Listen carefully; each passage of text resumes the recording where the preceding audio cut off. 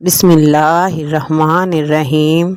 نبی کریم صلی اللہ علیہ وآلہ وسلم نے فرمایا قیامت کے دن ساری زمین ایک روٹی کی طرح ہو جائے گی جسے اللہ تعالیٰ اہل جنت کی میزبان کے لیے اپنے ہاتھ سے الٹے پلٹے گا، جس طرح تم دسترخوان پر روٹی لہراتے پھراتے ہو۔ پھر ایک یہودی آیا اور بولا، ابو القاسم، تم پر رحمان برکت نازل کرے گا، میں تمہیں قیامت کے دن اہل جنت کی سب سے پہلی ضیافت کے بارے میں خبر نہ دوں؟ آپ نے فرمایا، کیوں نہیں؟ اس نے بھی یہی کہا کہ ساری زمین ایک روٹی کی طرح ہو جائے گی، جیسا کہ نبی کریم صلی اللہ علیہ وآلہ وسلم نے فرمایا۔ پھر ان حضرت صلی اللہ علیہ وآلہ وسلم نے ہماری طرف دیکھا اور مسکرائے، جس سے آپ کے آگے کے دان دکھائی دینے لگے۔ پھر اس نے پوچھا، کیا میں تمہیں اس کے سالن کے متعلق خبر نہ دوں؟ پھر خود ہی بولا کہ اس کا سالن بلام و نون ہو۔ صحابہ رضی اللہ عنہ نے کہا، یہ کیا چیز ہے؟ اس نے کہا کہ بیل اور مچھلی جس کی کلیجی کے ساتھ زائد چربی کے حصے کو 70,000 آدمی کھائیں گے۔